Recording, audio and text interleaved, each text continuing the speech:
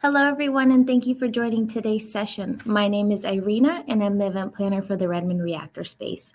Before we get started, I have a few things to go over.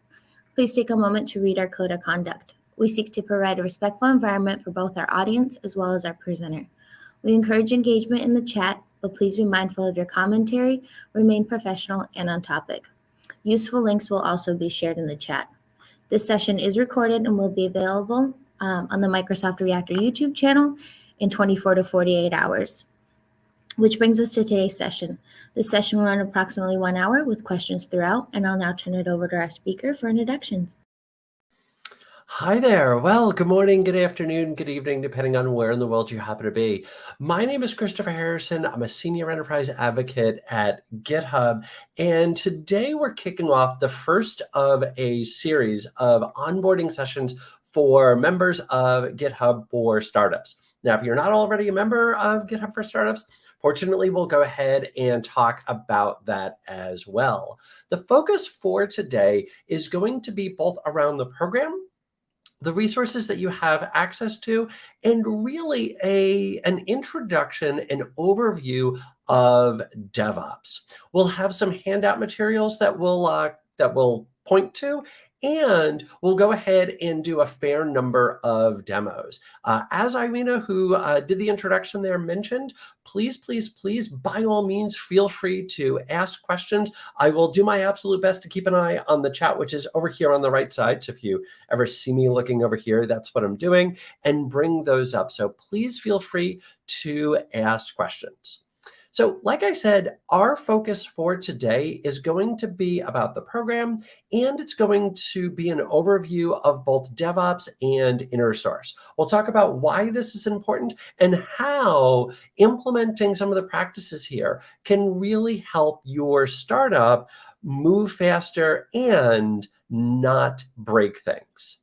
Now, before we get started, I want to point to the supporting content. So you'll notice that there is a repository that I've created here at github.com/geektrainer, which is my handle, /startup-onboarding. This is eventually going to move to a final resting place as time goes on. We're actually still in the process of building out this content and building out what this is going to look like, which also means, by the way, if you have feedback, if you have thoughts, if you have topics that you really want to see covered, please let me know. You can file an issue on that repository. You can mention those inside of chat, etc. But you can go ahead and take a look at that little spot. Let me actually bring that up here real quick. Boop. And so this is that little startup onboarding that I mentioned. The goal here is to provide some additional information about GitHub for Startups, but also really to help curate everything that's available to you inside of GitHub. That one of the biggest things that we wind up hearing from people that are just getting started is they don't necessarily know where to get started. That the docs that are available on GitHub are fantastic. There's a lot of great learning content that's available. But if you're not necessarily familiar with GitHub as a whole, or DevOps, or like what features are actually available, it can make it a little bit challenging to really dig in. And so that's the goal here, is to help you get started with that. And so you'll notice that there's an overview of what we're going to be talking about today, and a whole bunch of links to documentation that you can then start to dig into. So for example, if you're interested in roles, then you could go ahead and dig a little further into that. So that's what's available over on github.com/geektrainer/startup-onboarding. Now, the other big thing that we want to point out is there we go, startups.github.com. So if you haven't already signed up with GitHub for Startups, here's a perfect opportunity to do that. So you can head on over to the website, startups.github.com, and check this out. So what does this give you access to? Well, it gives you access to GitHub Enterprise. And GitHub Enterprise is the full suite of tools and functionality that's available through GitHub. You'll actually get access to 20 seats for 12 months and then 50% off the next 12 months, as well as this great community, as well as product guidance to really help you get the most out of GitHub and out of GitHub Enterprise. Now, what's wonderful about this is by having access to GitHub Enterprise, this will then grow with you. That over 90% of Fortune 100 companies use GitHub Enterprise. You're getting access to the exact same suite of tools that they have access to as well. So if you're a relatively small company and you're, of course, looking to grow and to get bigger, GitHub can be with you throughout that entire journey. So we'll be there with you from the beginning and then also continue to grow with you, and you'll be able to access all of that tooling. Now, what is GitHub Enterprise? Well, I'm glad you asked. There is the slide right there that shows off everything that is GitHub Enterprise. I need everybody to memorize all of this right now. There's going to be a quiz in 5 minutes. I'm, of course, kidding.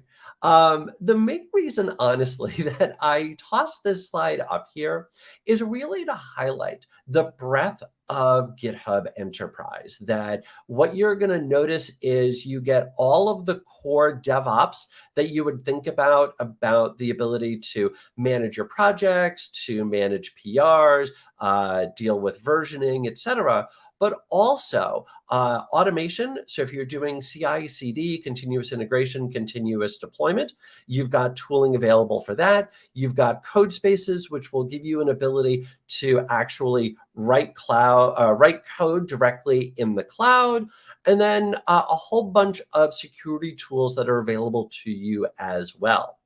So GitHub Enterprise is rather large, and that's also, again, why we're doing this series, to help you get started, to help you learn what's available to you, and when and how to best implement all of this. So let's then get in and start talking about DevOps and about GitHub and how to start taking advantage of what's out there. So what is DevOps? Let's define this term right away before we get into like any numbers or any cool things like that, the importance of it. So to paraphrase the late, great Abel Wang, DevOps is the combination of people, processes, and technology to build amazing software, to build amazing applications. And you're going to notice that it's the combination of those three, that it's the technology, it's the processes, and it's the people. So when it comes to the people, we need to get everybody together. We need to have some level of buy-in. When it comes to the processes, there are still always going to be some soft processes that my people are going to need to follow. And then finally, we'll have the technology that can help streamline that can help automate that, and to help enforce all of the rules that we have set up. Now, why is having a good DevOps process important? Well, quite simply, because it's going to allow you to move that much faster. It's going to allow you to do so with fewer errors. It's going to allow you to roll back or recover should there be an error. And it's going to give you an opportunity to be more nimble and to deploy quicker. And by doing so, you'll then become more responsive to user requests. You'll be able to develop and deploy features that much faster. And that bottom left square there, that 4 to 5 times higher revenue growth, that to a certain extent is kind of where this focus all is. Because if you're able to move faster, if you're able to recover faster, if you're able to respond to user and customer feedback faster, that's going to allow you to grow faster. That's going to allow you then in turn to see higher revenue growth and be able to grow your company that much faster. Now, I'd be remiss if I didn't at least acknowledge the current economic situation. So there's maybe a downturn, maybe not a downturn, sort of depends on who it is that you're talking to. But there's definitely a lot of concern with where the economy currently sits and the direction that we are going. So we all need to be able to respond to this. So then what can we do?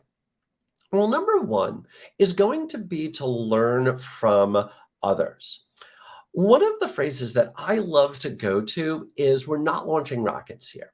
And the point is that whatever it is that we're doing, whatever it is that we're building, somebody else has already done that. Somebody else has already created a tool. Somebody else has already learned those lessons, and they're willing to share those with us. So we want to make sure that we're able to learn from others, finding trusted advisors, and then in turn execute on their advice. So hopefully this will be a set of advice and a set of tools that you'll be able to then execute on. And we'll also see how we can bring this internal with a little bit of inner source and a little bit of internal code sharing, which leads me perfectly into collaborate to accelerate. This old notion of taking a developer, locking him into a room, and sliding pizza under the door is from a bygone era, he said very simply. So what we want to make sure that we're doing is we want to get great talent, and we want to get great talent working together, working collaboratively.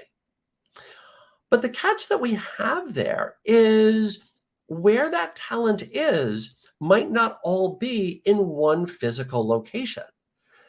They might be spread across the country. They might be spread across the world. So how do I then bring them together? Well, as we're going to see, we can, of course, do that through GitHub, through code spaces, through allowing remote access to our resources, but also by ensuring that our teams are able to work asynchronously. Working asynchronously is important not just when we're talking about a distributed team where people are going to be on different time zones, but even if people are on the same time zone, the ability to work asynchronously gives people both flexibility and the ability to stay in the zone. So if I'm not replying to, say, Slack messages constantly, if I'm not having to stop my work because I'm waiting for somebody else to complete a task, then that's going to allow me to keep doing what I'm doing and to be able to develop more code quicker, faster, and better. Speaking of not putting in blockers, speaking of making sure that we're keeping people in the zone, we want to make sure that we're going to automate all the things. Any task that can be automated should be automated. And there's a couple of different reasons for this. Part of it is because I want to make sure that my developers are not having to leave the IDE, that they're not having to go out to an external tool, that they're not having to learn yet another tool. Because all of that is going to serve as a blocker. All of that is going to take them out of the flow. And on top of that, it's also going to increase the chances that if I'm trying to do any sort of validation, maybe because we're, trying to ensure that we're not introducing new vulnerabilities inside of our code, if we have an external tool, it's going to increase the chances that that check is going to be bypassed. And now I'm not going to be 100% certain whether or not the code that's been committed into my main code branch is in fact secure, has actually gone through the appropriate tests. So we want to automate as much as possible. And then finally, last but not least, is to de-risk as much as possible. So we want to focus in on what we're building, and we want to take advantage, kind of bringing this back to the beginning here. You'll notice it comes a little bit full circle of tools that are already out there. So we want to reuse OSS. We want to reuse libraries that maybe somebody else has built, or maybe that we've built internally, that if we know that something works, let's just keep using that rather than necessarily going out and trying to create something brand new. So all of these strategies can help you do more and be able to do so with less risk and potentially less investment as well. All of this really revolves around a little thing called developer velocity, which is a very fancy or very simple way of saying how fast can my developers move. And so when we think about our velocity, the first thing, of course, is going to be that speed, that focus. How can I keep everybody where they are? How can I help them write the best code that they can as quickly as possible? How can I also ensure that we're not working in silos? Because a single developer working in a silo is going to be more likely to introduce bugs, but they're also going to be less likely to then share their learnings with other people. And when all of my developers become individual silos, we're not learning from one another. We're not going to be building the software that we could be building as quickly and as powerfully as we could be. We also need to ensure talent and talent retention and happiness. That we did talk a little bit about kind of where the economy sits, where the economy is going, but we all still know how hard it is to find and retain great developer talent. We still have a shortage of great developers. So how can we then make sure that we, keep them around once we've discovered them, once we've hired them? Part of that is going to be ensuring that we've got great tooling for them. I sadly don't have this slide in this deck. I should have put it in there. But GitHub has a community of over 83 million developers. And the way that we've built that is by ensuring that we are developer focused. We want to create a great experience for all developers. We didn't reach 83 million because a whole bunch of companies force their developers to come in and use GitHub. We reached 83 million developers by creating a great product that developers like, that developers choose on their own to come in and use. So if I'm giving my developers tools that they like, they're going to be more likely to stay. But we also want to make sure that they're working on things that are meaningful. So we talked a little bit about manual tasks. The challenge with manual tasks is now that's an external tool, that's something else that I have to do. Nobody likes to have to go do that. So if I can automate that, that's going to help keep my developers happier. We'll also talk real briefly a little bit later about a thing called Copilot, which we see actually helps improve developer happiness and helps improve developer velocity by suggesting and automatically generating code for the developer. And then last but not least is trust and quality. So how can I make sure that my code doesn't have vulnerabilities? How can I make sure that my code is built the way that I need it to be built? And we're going to do that by enforcing different rules. We're going to do that by ensuring that we've got a good PR process, pull request process. We're going to do that by making sure that we're running security checks on our code. And GitHub provides the tooling to do all of this for you. Or in other words, we want to move fast and not break things. Okay. So I'm going to pause here just to take a real quick sip of water and also remind everybody that if you have questions, by all means, feel free to ask here.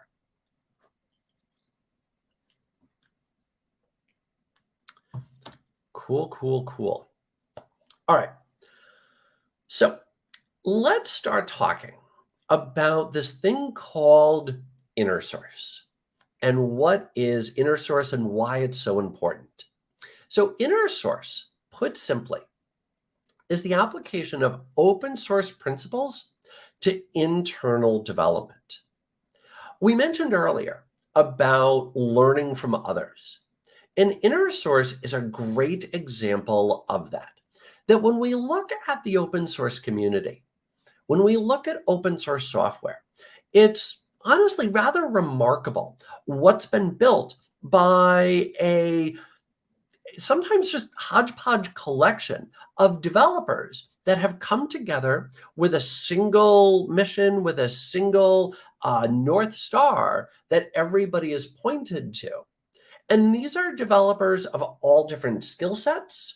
These are developers of all different skill levels. These are developers that are spread throughout the world. These are developers that have different levels of commitment to the project, that there's going to be some that maybe contribute, a couple of little pull requests. And there are going to be developers where this is literally their full-time job to work on that project.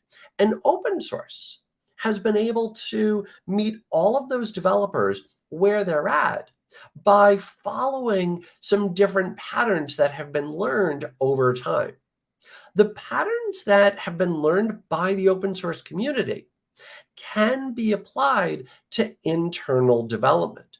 And especially when we think about how we create software, how we build teams in today's day and age, it's becoming to resemble open source more and more, because I'm going to be creating internal libraries that we're going to use throughout all the different applications that we're going to be building.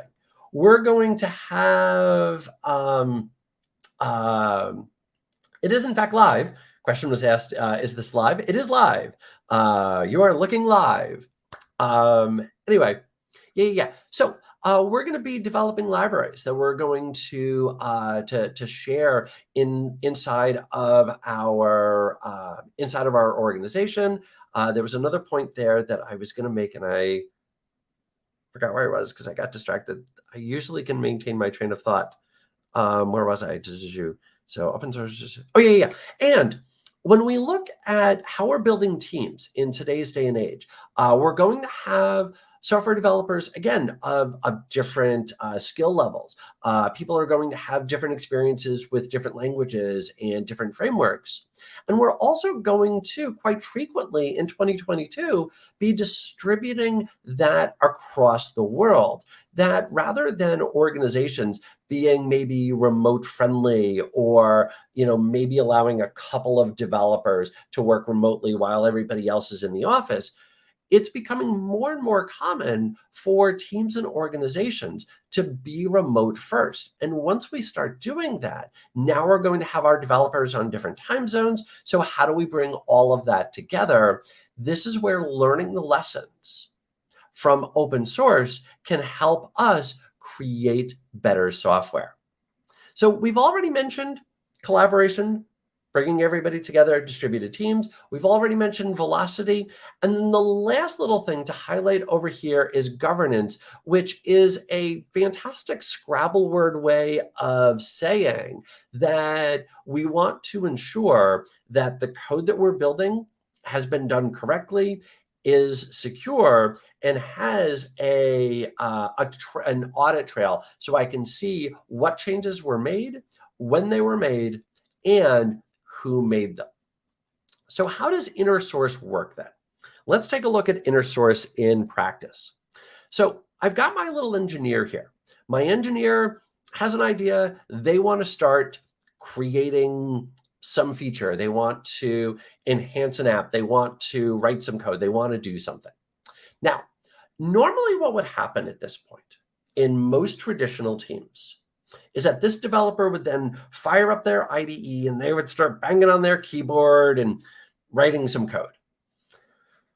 The problem, however, with doing that is you're going to wind up in a situation where you've got 10 different implementations of the exact same thing. Because quite frequently, especially when we're looking inside of an organization, there's going to be a lot of repetition. Because when we're thinking, for instance, about business rules, the business rules that you're going to have are going to be the same across the entire organization. So it doesn't matter if it's being surfaced in a web app, in a mobile app, in a desktop app. Those business rules are going to be the exact same. So why do I then want to create a brand new library that I'm going to use over here and a brand new library that I'm going to use over here that's going to do the exact same thing. So rather than my engineer going off and creating code from scratch and all on their own, what I want to do is to train my developers to start by searching inside of our organization for a library, for an implementation of what they're trying to do. Start there. So rather than writing code from scratch, look to see what's already been built.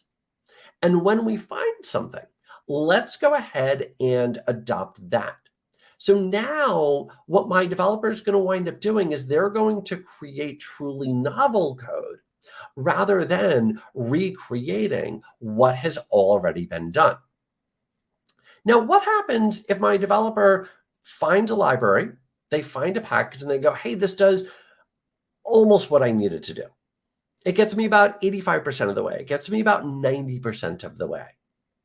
Well, what they can then do is, and this shows with a bug, but it doesn't necessarily just have to be a bug. It could be that, hey, I also want this library to do this, or I also want this library to do that. Well, what I want to empower my engineers to do is to own that code just as if it was their own. So I want to empower them to create an issue and use that issue to then start to have a discussion about, hey, this is what we're looking to build and why we want to build it, and determine, is this something that we actually want to build? Is this something we want to add to the library? Or maybe is this going to be best served if it was built somewhere else? We want to have that discussion, and we can do all of that by creating an issue. Once my engineer then goes, hey, it looks like this is a real issue, it looks like this is something we want to do, I want to move them from simply a client, simply somebody that's using that library, into a contributor. And the way that we're going to do this is by empowering them to make a pull request. The pull request internally at GitHub, this is like the center of our universe. Almost everything that we do is going to revolve around a pull request. Our developers are all empowered to say, hey, there's something here that could be improved. Let's go ahead, file an issue. Let's go ahead, make a pull request. And now let's get that code in. So even if it's a library that's built by a team that I'm not on, I can still make a pull request into that library. Now, that pull request is going to be reviewed by one or more trusted committers. So we still want to make sure that we're looking at all of the code that's going to be committed in and not allow that to be committed in until we're ready to go. So we're going to provide feedback. One very important thing to highlight here when we're providing feedback is we want to provide feedback on the code and not the coder. We want to be ruthless to the code. We want to make sure that we're getting the best possible code into our repositories.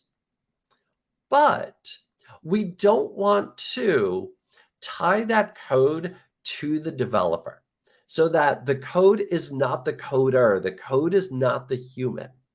We want to support the developer. We want to support the coder. Because as we're going to see, PRs can work as a great learning experience. So if it's maybe a new language, if it's a library that this developer hasn't worked on before, this can serve as a great learning opportunity. So we want to make sure that we're helping to support our fellow developers here. So we provide feedback. We then go in and make all of the appropriate changes. And then finally, once everything looks good, then we'll go ahead and commit that into the library. All right. So all of that is the basic flow of inner source. And it's also the flow of like how all good teams should be creating and writing software.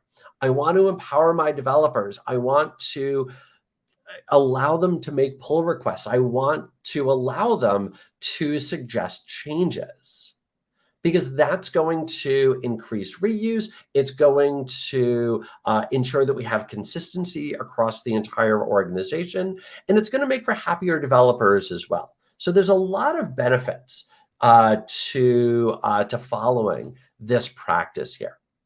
So then how do we make this happen? Glad you asked. So a couple of very big things. Build common libraries, create releases, and document your project. Let's start to dig into all of these. Reusability. We want to design with reusability in mind. So rather than going with a mono repo, rather than putting everything inside of one large repository, we can go in and start to create smaller repositories, each one that's focused in on a particular task. We see this trend continuing as we start talking about microservices, as we start talking about containers, as we start talking about, Kubernetes, that we want all of these small little components that then wind up just being orchestrated to create the front end then that we want. So we want to separate out all of those generic components into distinct projects, into distinct repositories. The catch, of course, is that if I go in and create, I'm going to go slightly out of order on these slides here. If I create a whole bunch of repositories, the next question then becomes, okay, well then, how do I ensure that all of my developers can access that? Well, when you create a repository inside of GitHub, or you could, of course, go back and modify the visibility as well, you have three main choices for visibility. Public, which sort of as the name implies, is available to the public, is available to everybody. Private, which is available to just that developer or to the developers that have been manually given access to that repository. Or last but not least is internal. And what internal means is that everybody that's inside of your organization can now access that repository. That's the default inside of GitHub, that if you're creating a brand new repository, that should be marked as internal, unless there's a very specific business read, security need, or otherwise to create that as private. By making your repositories internal, now when your developers go in and do a search, they'll be able to find code inside of any internal repository. So as I'm creating all of those microservices, as I'm creating all of those different repositories, this is going to ensure that all of my developers are going to be able to find them. So when you create a brand new repository, mark that as internal. And that's that second bullet point right here, is keep repositories as open as possible. Up at the very top here is a single system for code. Now, that might not necessarily be a single language and a single framework, although as much as possible, you really should try to minimize the number of languages and the number of frameworks that you're going to be using. And the reason for that is I want to enable collaboration, that I want to ensure that my developers are able to use code from any repository, are able to contribute to any repository. And if I have one repository with code that's written in PHP and another one that's in Java and another one that's in TypeScript, let's say, it's going to make it a little bit more difficult for my users, for my developers to be able to go cross-repository there, because they're going to need to learn different languages. They're going to need to learn different frameworks. And that's just going to slow things down. It's just going to make life more difficult. So the more that we can standardize, the better it's going to be for everyone. Beyond that, we also want to make sure that we're standardizing on our tools as well, that if I'm using one code scanner for this repository and a different one for this repository, again, it's now going to be a different set of tools. Or if I'm using one IDE here and a different IDE here, again, the exact same thing is we're going to then have that complexity as we try to go across our different repositories. Last but not least, communicate openly. And we've got slides coming up on this, but I want to make sure that we've got our READMEs, our wikis, our issues, etc., that will allow my developers to communicate out with everybody and to do so in line with the repository. Okay. So Daniel asked the question here, are there any sample project repository templates that promotes best practices such as GitHub secrets, actions, etc.? And the answer is not yet. This is actually something that my team is looking at getting in to start building, especially with both an enterprise and a startup focus, is trying to create those templates. So not yet. Stay tuned. You can also come hit me up on Twitter. My handle is, there we go, right down there. And I can keep you apprised of where we are there. But that is something that we are looking to build out. If you have suggestions of the types of templates that you'd like to see, again, hit me up. There I am on Twitter, and we'll work towards building those out. That's a great question. Okay, cool. Why is that? That's okay.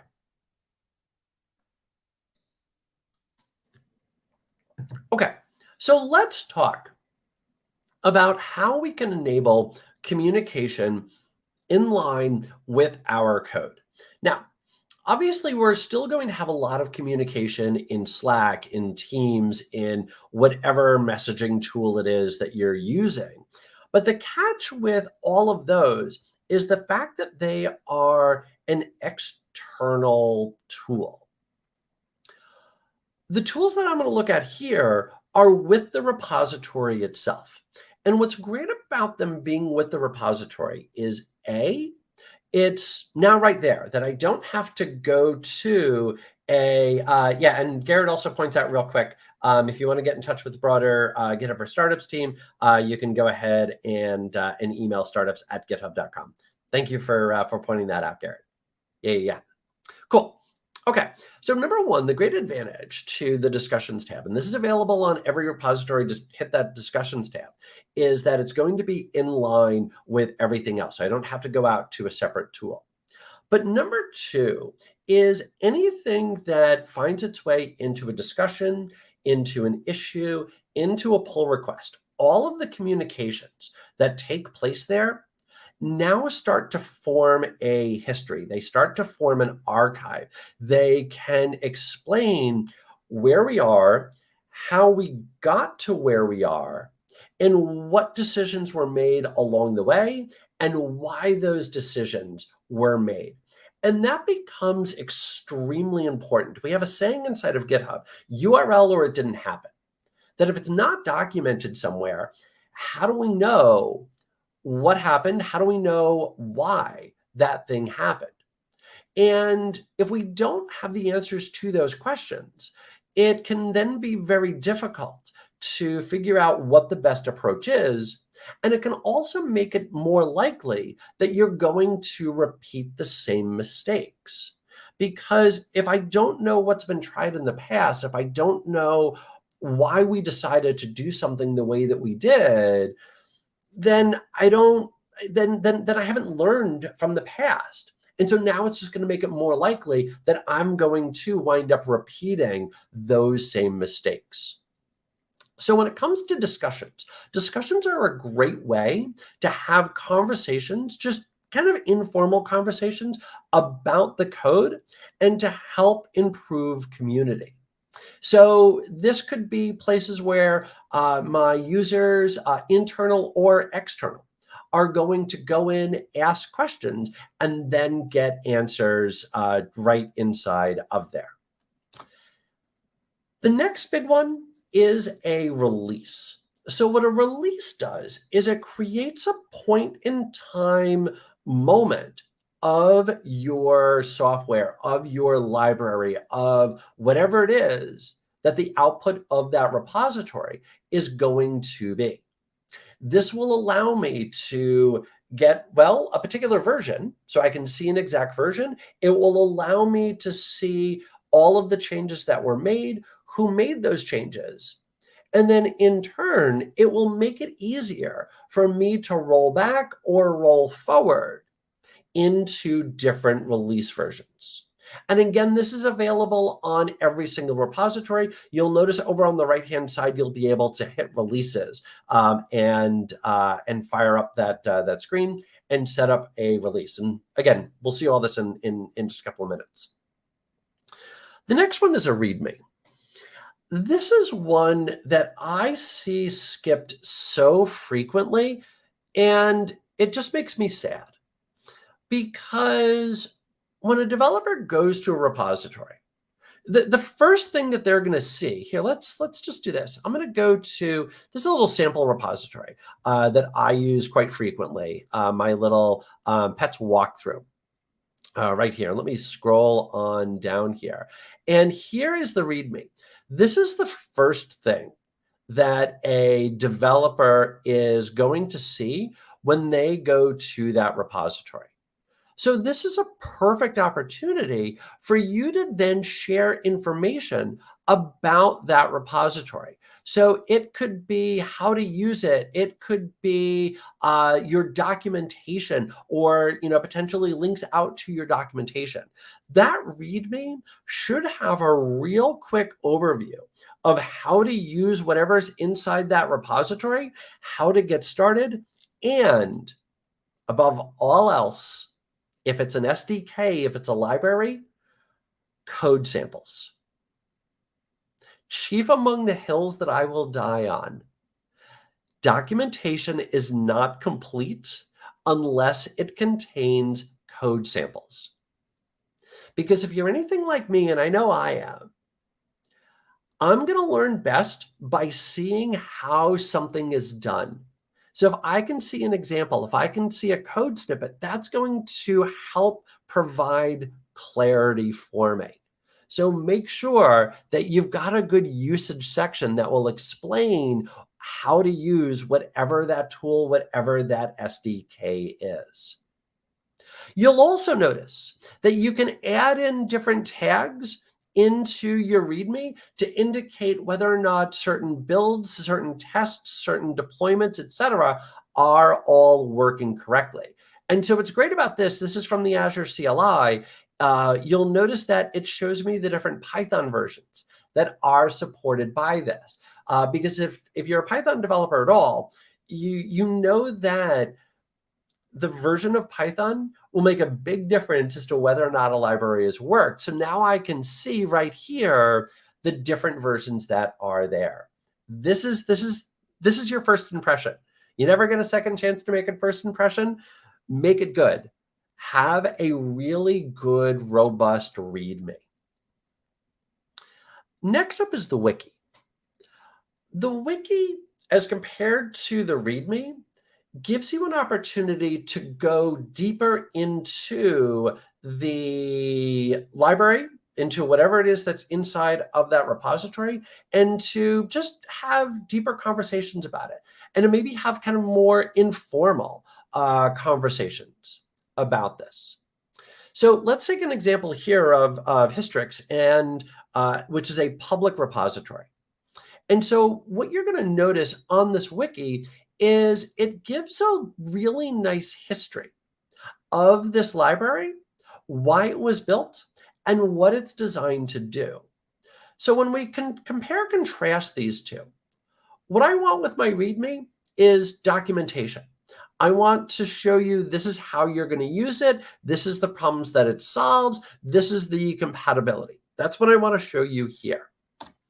My wiki is an opportunity for me to be a little bit more verbose, which is sort of my standard setting, different conversation.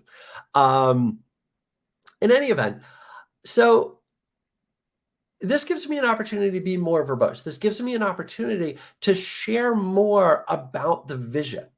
And what's great about my wiki here is it allows me to give a sense for the community. It allows me to give a sense for what it is that we're trying to do, what it is that we're trying to accomplish, and basically saying, hey, if you're wanting to contribute as well, this is really what you should be aware of. This is what we're looking for inside of this repository, inside of this project. So wikis are great to go a little bit deeper into the history and to provide a little bit more detail about what it is that you're trying to do there. Okay, so can I just real quick here, what you're going to notice, let me just go to my little pets walkthrough here. What you're going to notice is if I want to create a new release, I see that over there on the right side. I can then specify a tag. Typically, you'll use like good version numbering here. So that will create the brand new tag. I'll title the release. I'll add in whatever notes, whatever binaries it is that I want, and then publish the release. Now, this right here, I can do manually, of course, as you might suspect, since I've got the UI right here. But I do want to highlight, and we're going to talk about this in the next onboarding session, nice little teaser to bring everybody back, is I can automate this by setting up an action. So I don't have to do this manually. I can automate this as well. But that's how I can go in and set up my, my releases. And then on my wiki right here, I can create my wiki. This uses Markdown. Or you could also use different styles as well. I personally like Markdown for everything. And so you can go in, add in the Markdown, and then save it out, and away you go from there. So there's your wiki if you want to create that, and that's available again on any project. So all of those are great ways to communicate with the outside world. Now, the next part, and by the way, if you've got questions, feel free, just throw them in the chat. I'm more than happy to answer those.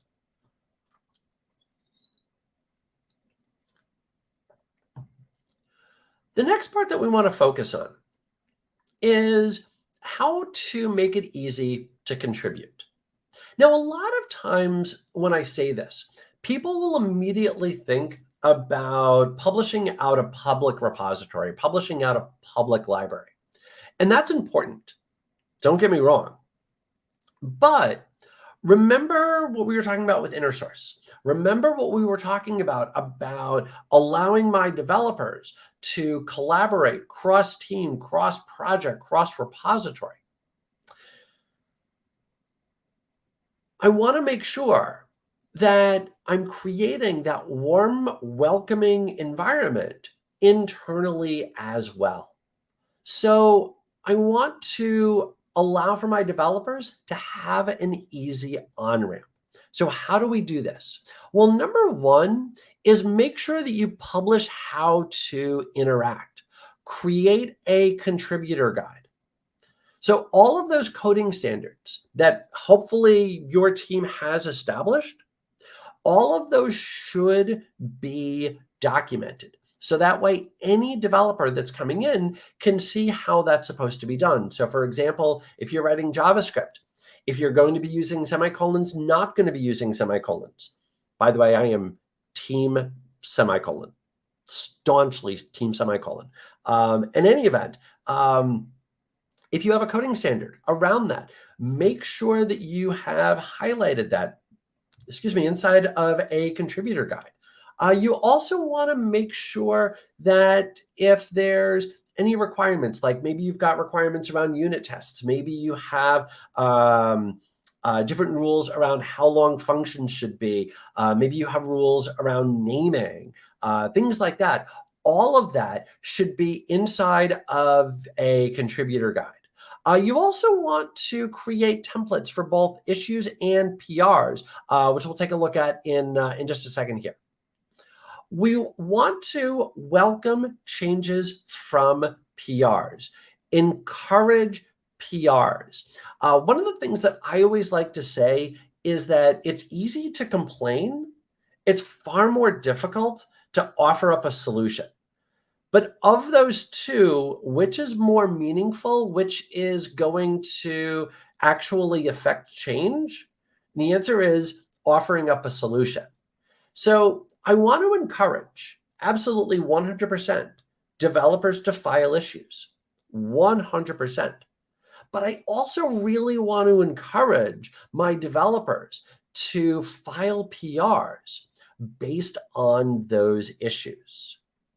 Little side note here, and we'll talk about labeling in an upcoming slide, but I just want to highlight this point right now. One big thing that you can do with labels is you can establish a good first item or a good first PR label. And what that then allows for is a developer to go, hey, this is a project that I'm really interested in. I want to contribute, but I don't quite know where to get started.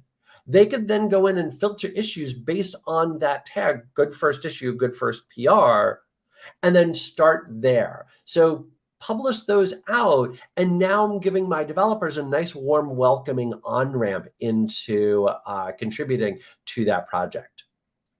And then last but not least is share your roadmap. And this is helpful for two reasons. Number one, of course, is if you are going to be introducing new features, you want to make sure that people are aware of that, so that way they know when to expect that. But the other nice thing about it is it then helps to point developers in the right direction that are going to be contributing to their project. That if I have a library and I don't have a roadmap, when my developer goes in and looks at it, they're going to be thinking, oh, all right, well, it doesn't do this. Let me go ahead and make a PR that does this. But if whatever it is that they were doing doesn't match with the vision and the direction that we had, that could potentially be lost work. So by my publishing out my roadmap, now I can help point potential contributors in the right direction by saying, hey, this is something that we're interested in trying to do. This is something we want to do in the future. And it's basically saying, if this is something you're interested in, this would be something you could then go in and build. So share out that roadmap. Okay.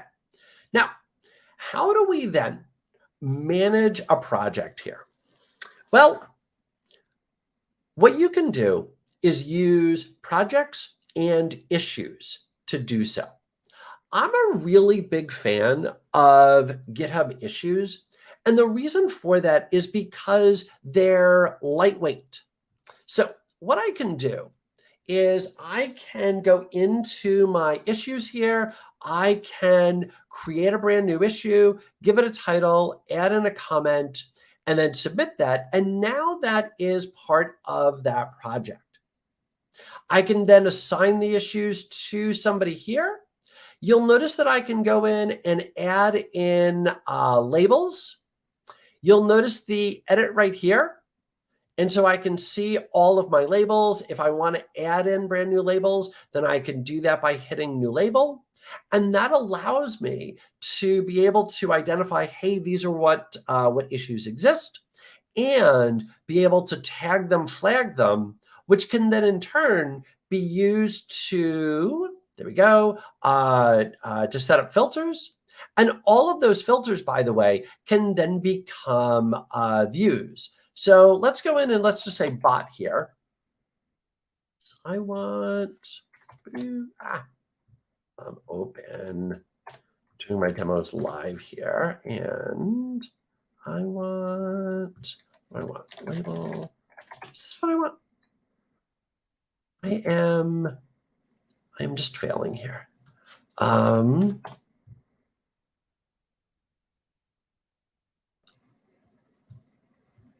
Is that not actually? Oh, it's not actually a label. Oh, okay. You know what? Let's just do it this way. this is what I wanted to do anyway. Demo issue. I am very creative in my naming here. And let's say bug. There we go. And something isn't working. There we go. Let's just submit that. There we go. Cool. And now it's got that bug label. I can see that right here. And then now I can continue to add in comments. One really big thing that I always like to highlight is the fact that, again, this now becomes my documentation. So all the communication that takes place here, this now becomes part of the repository. So when people go searching for, why doesn't this behave the way that I expect it to? Is this already a known bug? That they can go in and do searches right inside of there.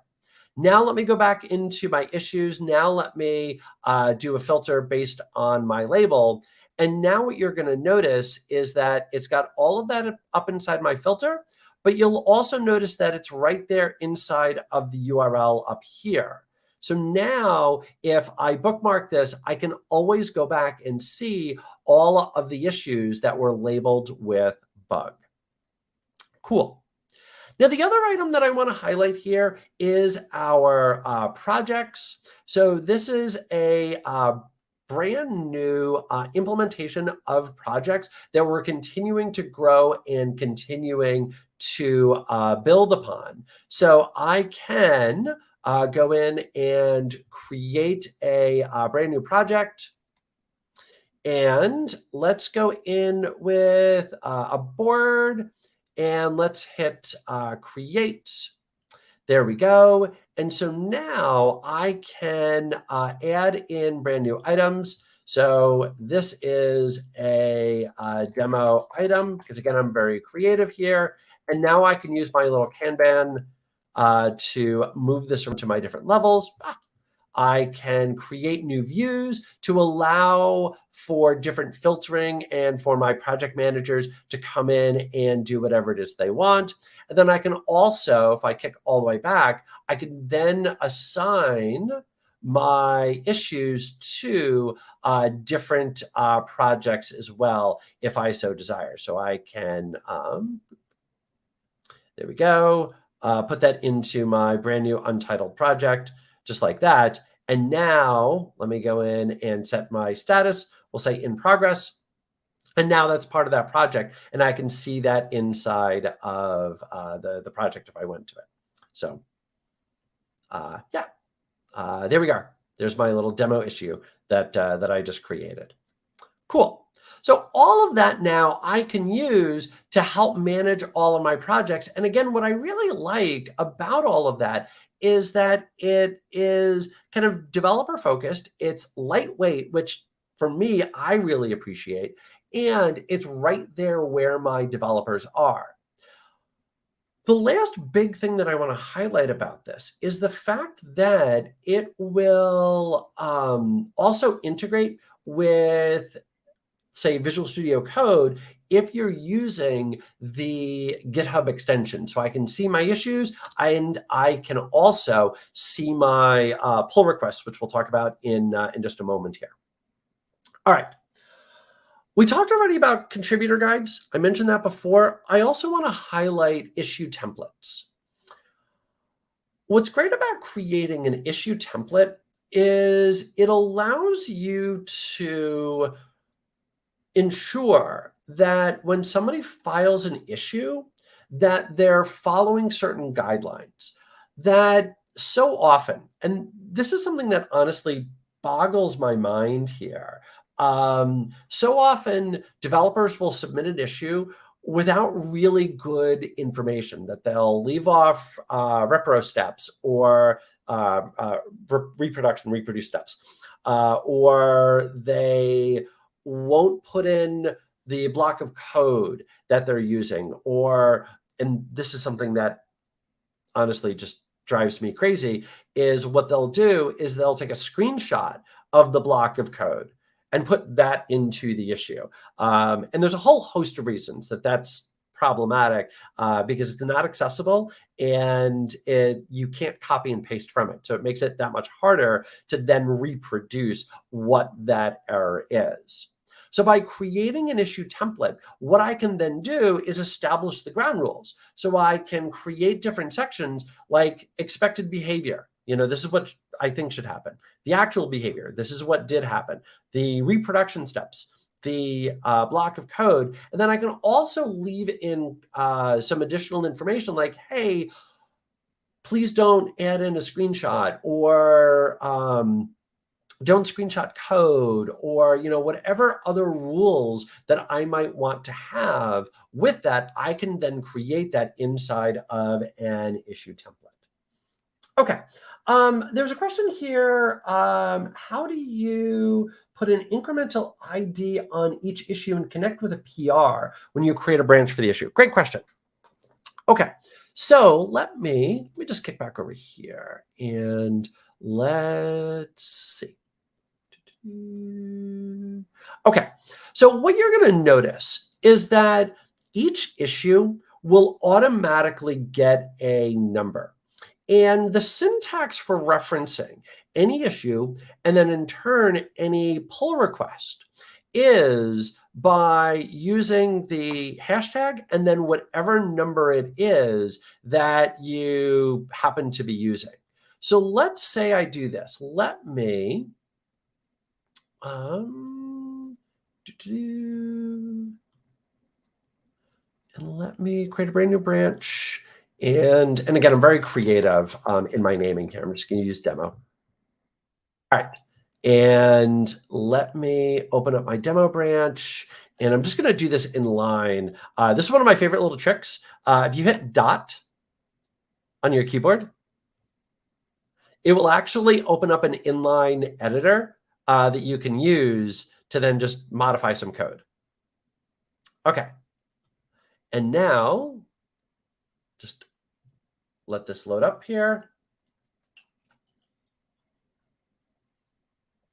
Okay, let me just do this with the markdown here. And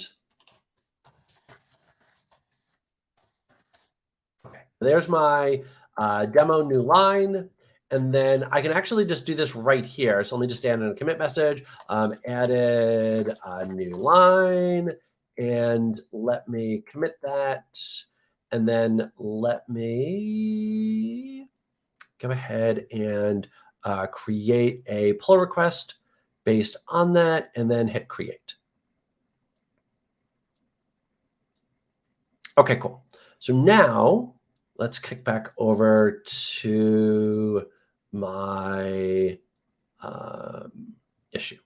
All right, cool. So here's back to my issue. So a couple of real quick things. So number one is you'll notice that you can create a branch for this, and that will then be linked to the item. So you can do that right there. You can also look for a particular branch or repository somewhere else that you want to link to it, or you can actually just do it right here in line. So that would have been, I'm going to assume pull request number 5.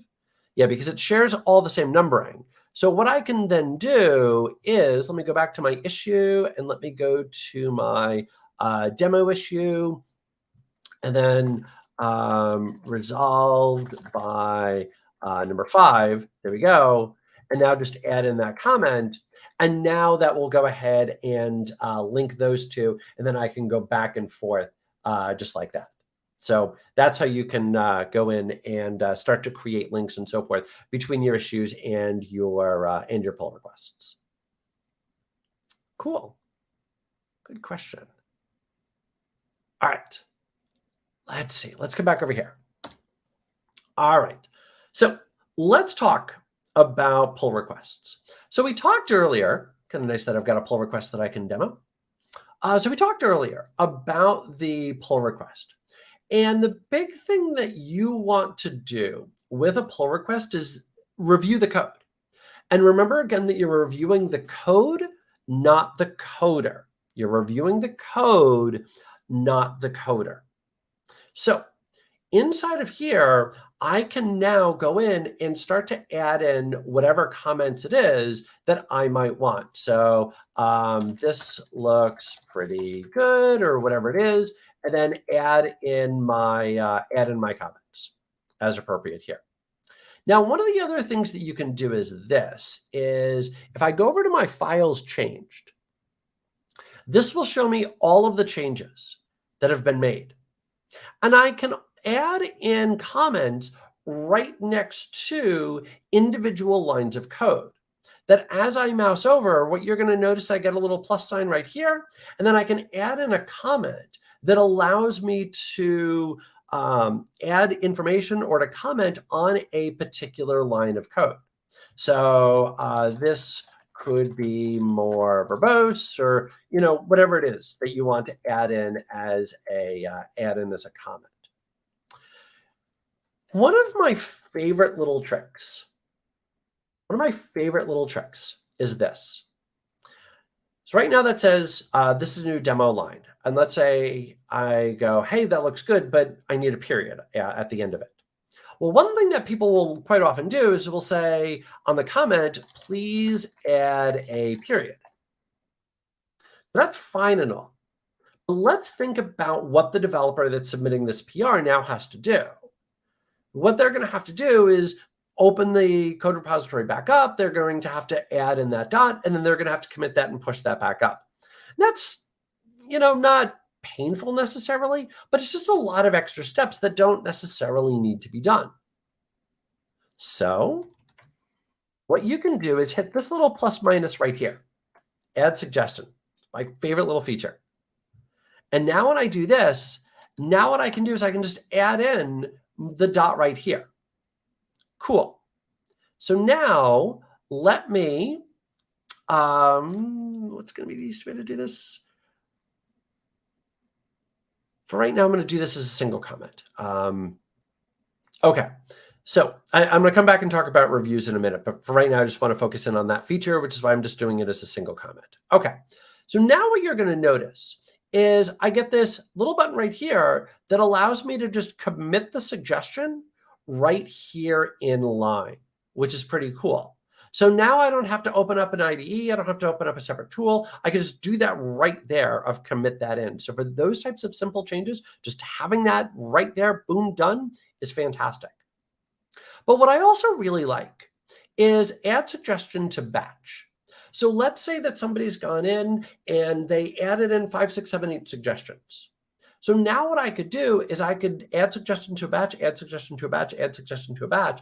And then once I've added them all in, then in one shot, I can then hit a button to commit all of those in line. So you'll notice that now says commit suggestions 1, because there's just the one.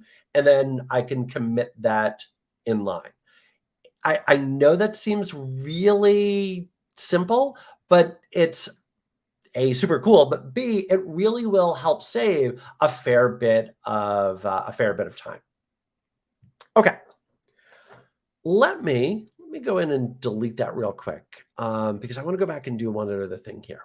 So let's just do it again that way. Let's add in the dot. Okay, the other button that we have there, so I just did it as a single comment, is to start a review. I think it kind of goes without saying the importance of code reviews, and PRs are a great way to do that. And again, this now becomes part of the repository, so I can see the full history of what it is that we are doing. You should always, always, always, always have code reviews.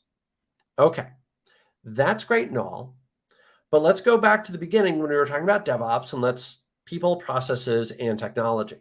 So people, I want people to go in and review my code. Processes, I want a process to review the code. How do I enforce that, though? This is where the technology comes into play. Let me leave that behind, and let me just go into my settings tab here. And I'm going to scroll on down, and I'm going to go into my branches tab, and then my branch protection rules. So what I'm going to do is I'm going to add in a brand new rule. This is setting up what's known as a protected branch. Now, I can use either a name or I can add in a pattern. So let's say that all of my release branches start with like release dash or something like that. And I can say, hey, this is going to apply to all branches that start with the word release. In my case, I'm just going to go with the main branch there. So I'm just going to type in main. And now I can set up a host of different rules for that branch. Now, a couple of these that I want to highlight. Number one is to require a pull request before merging. So you're not going to be able to push directly to main. You're going to have to create a pull request. That require approvals, this is going to be requiring a code review. And now I can specify the number of people that I want to look at this before we then merge it in. I can also require a review from code owners. So if somebody's been designated as an owner, they now have to go in and approve it. And then I can also ensure that you can't approve your own code by requiring approval from someone other than the last pusher. So whoever it was that was last pushing in code, that last, modifier, they're not going to be able to approve their own. One of the other big ones that I want to highlight here is for status checks. If you've enabled GitHub Actions, and maybe I've got a test that's going to be running as part of that, or it's going to be running code scanning for security, then I can ensure that those run successfully before we are allowed to merge that in. And then the last little one to highlight, let me just clean a little bit of that up. I'm not going to worry about those two right now. Okay. And then let me, where's the other one? There we go. Is do not allow bypassing of the above settings. So by default, an administrator is going to be able to bypass any of those rules. If you want to eliminate that, then you can put that little check right there. Don't allow bypassing of the above settings. And now I hit create.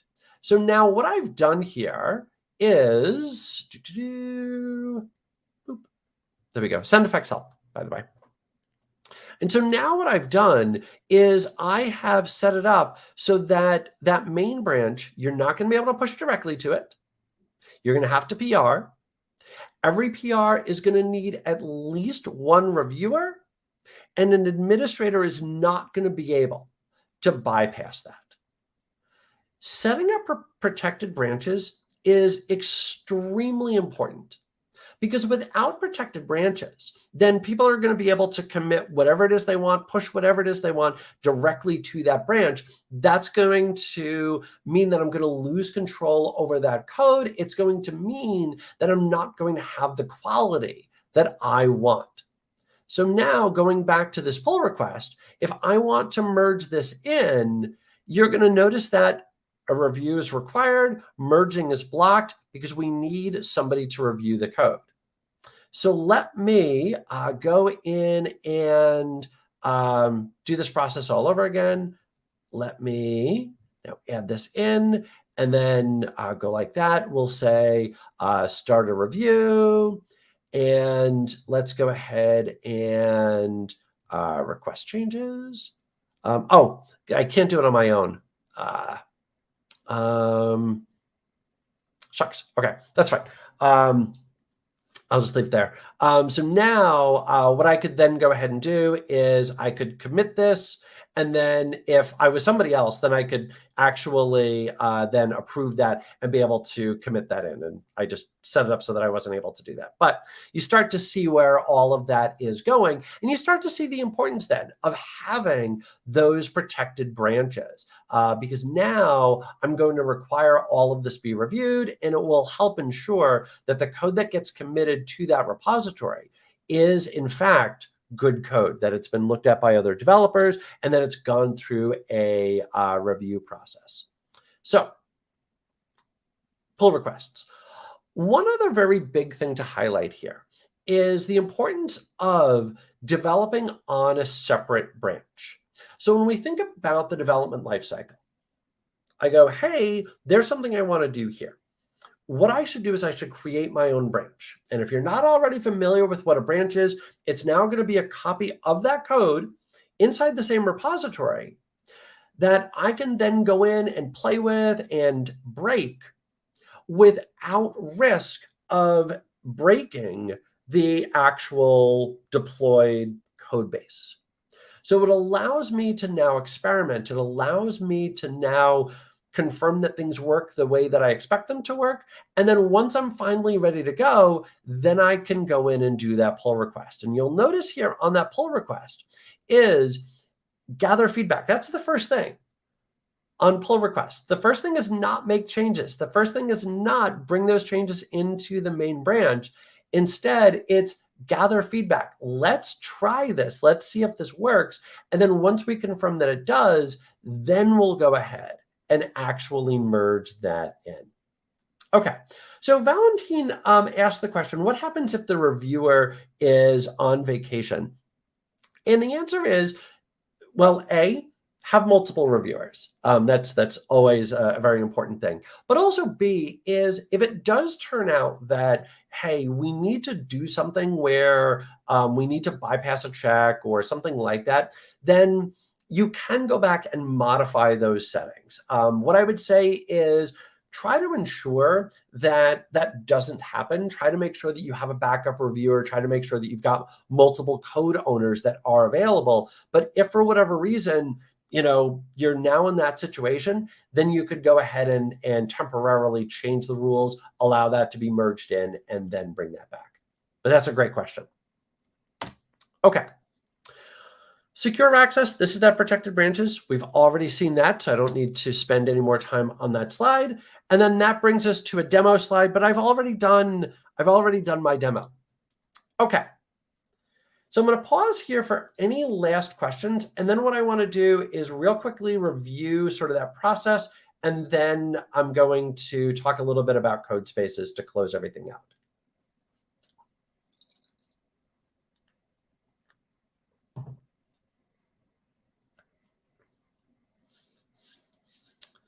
Okay, so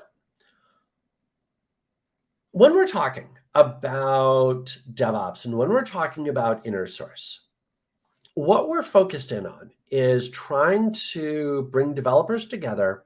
We're trying to empower and enable our developers and allow them to work from wherever they are on potentially any repository, any project inside of our organization.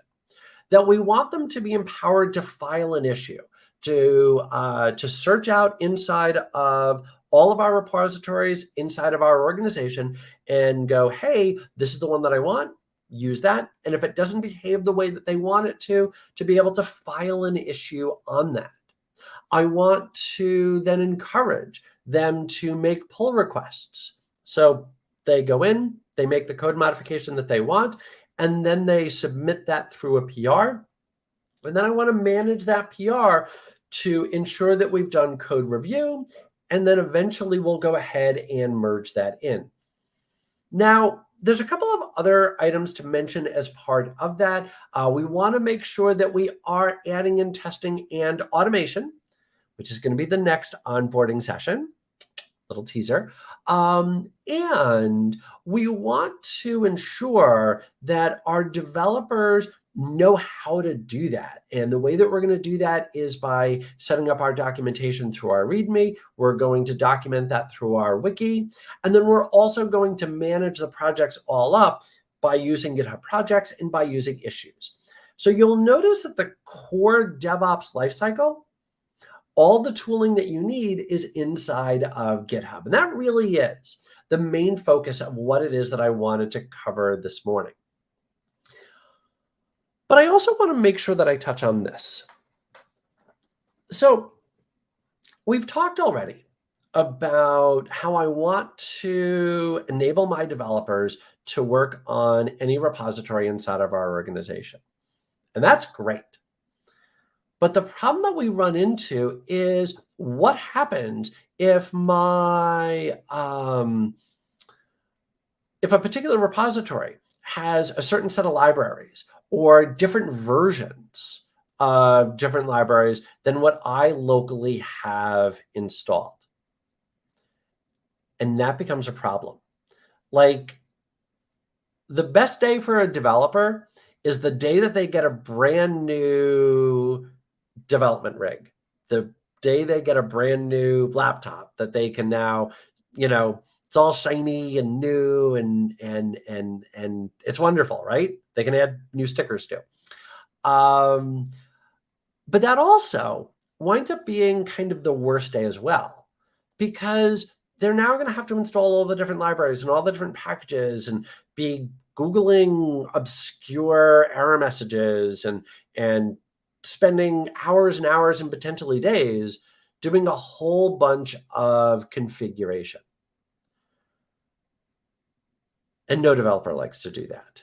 And so when we start talking about empowering our developers to work cross-repository, and they're having to deal with, constantly reconfiguring their system to work with this code base and work with this code base and work with this code base, that becomes a barrier, that becomes a blocker.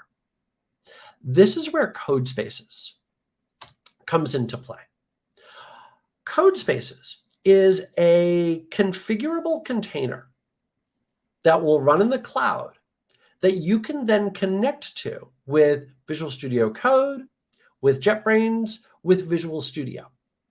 And you can also actually even do this completely internally inside of a browser.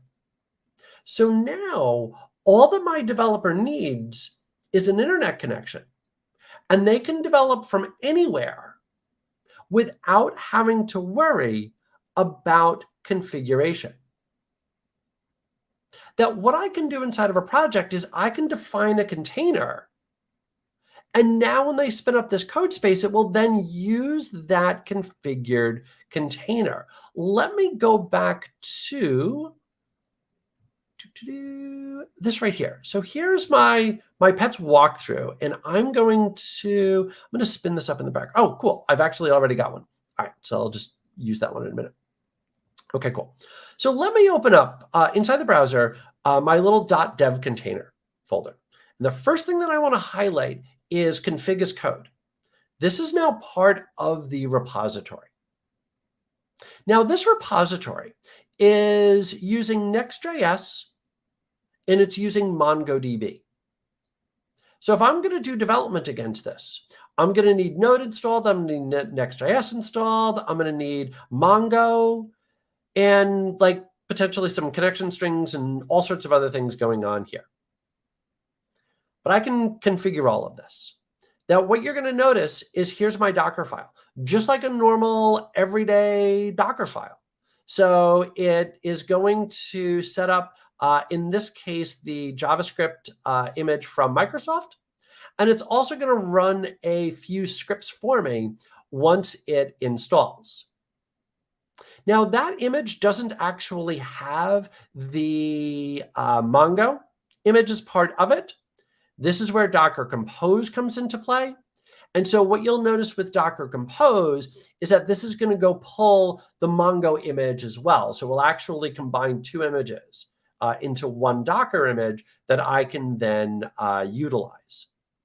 So all of that is now part of the project. All of that is configured right there. And then the last thing that I want to highlight, because it's not just about having all of my frameworks and services installed, it's also about ensuring that my IDE is set up the way that I want it.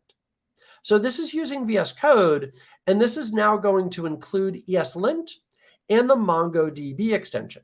And if I wanted to include any other extensions, I can list those right inside of here. So now my developer comes along and they go, hey, I need to write some code here for this repository.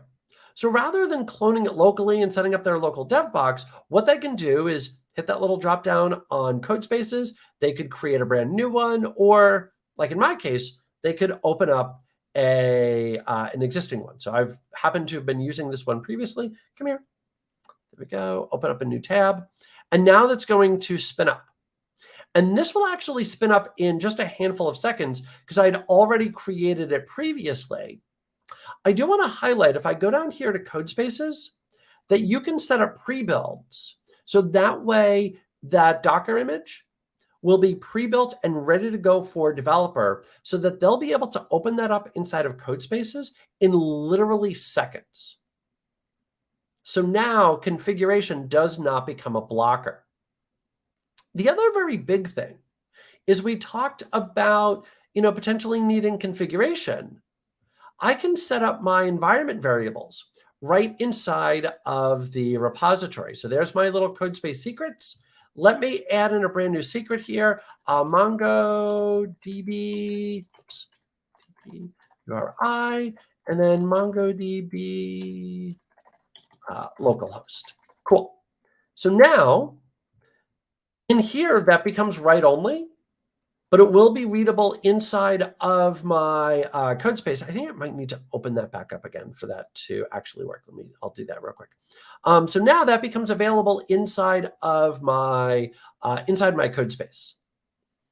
Might need to stop and restart it for that to come in, but that's all right. Okay. In any event, okay, cool. So here is Visual Studio Code. And there's a couple of very big things that I want to highlight here. And this would have been true if I would have opened it up brand new, not just using an existing one that I had used yesterday. All of the settings that I have for Visual Studio Code are synced. So for example, you're going to notice my workspace, my workbench is over here on the right-hand side. That's where I personally like it. That's where it should always be. The reason for that is because as you toggle that on and off, the code doesn't move. It's a little thing, I know, but to my brain anyway, makes a big difference. So I really like that on the right-hand side. That's going to be there. If I open up my extensions, it will have the ESLint extension installed. But it's also going to have all of the other extensions that I have synced installed as well. This is a fully blown copy of Visual Studio. But it also is running that container. So if I go in and add in a brand new connection, and let's connect here, and I'm going to say MongoDB localhost and hit enter. This is now connecting to that MongoDB that's inside of that container. So all of this is now running inside the browser. I didn't have to configure anything locally, and I really don't need any compute power. I just need a decent internet connection. And now I could develop on a tablet. I could develop really on any system that I might want. So code spaces kind of brings that last little bit together about empowering my developers to be able to work cross-project and cross-repository.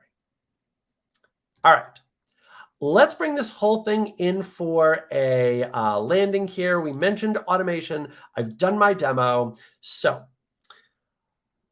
inner source, it's not just about the tools. We've talked an awful lot about the tools, but I want to make sure that I also highlight the fact that inner source does need a change in culture as well.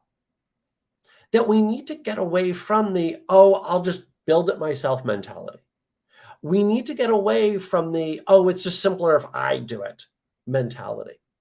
That we want to empower our developers to not just contribute cross-project, but to start looking to see, hey, has this already been done? Before they go off and start creating it all on their own. We want to ensure that our developers aren't working in silos, but are rather working in teams. We want to ensure that our developers are working asynchronously, that they're documenting everything, that they're having conversations where the code is, rather than inside of external tools where that history isn't going to be saved. Adopting those inner source practices leads to, on average, an 87% increase in productivity. So as we're talking about bringing in great developers, as we're talking about having to potentially work lean in an uncertain economy, following these practices, using these tools, will help lead to a productivity increase. All right, so where do we go from here? Use internal repositories, enable protected branches, encourage PRs and conversations. And also, I'm going to go back to the very beginning here, the slide right here. Check out startups.github.com for more information on GitHub for Startups. You can also find me on Twitter, and I'll be around for a couple more minutes to answer any questions that you might have. But I want to make sure that I thank everybody for tuning in today. And we will be back in, say, about a month or so to focus in on automation and on actions. So check that out. You can also come find me. And thank you. And if you have any questions, please feel free to toss them in. While we wait for any questions, I just want to hop on and say thank you to everyone. If you have any feedback, we'd love to hear what you have to say. I have added our survey onto the screen. For this specific event, it's 17219. So Oscar asked the question, what language do DevOps usually need to know? The answer is DevOps is not specific to a language. So you can be using whatever programming language, whatever framework it is that you want, and apply DevOps practices. So the language does not impact the process that you're going to walk through with DevOps. Good question. That's sort of the nice thing, is that it gives you that flexibility. Cool. Other questions?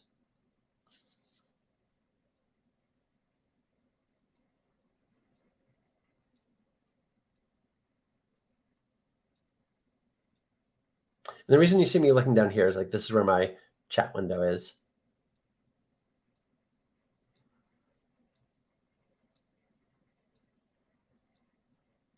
Okay.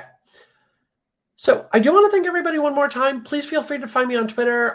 You can also reach out to the startups team by emailing startups@github.com. You can check out the website right there, startups.github.com. Please do fill out that survey. And thank you to everybody for tuning in. Enjoy the rest of your Tuesday or Wednesday, if it happens to be the future where you are. So thank you.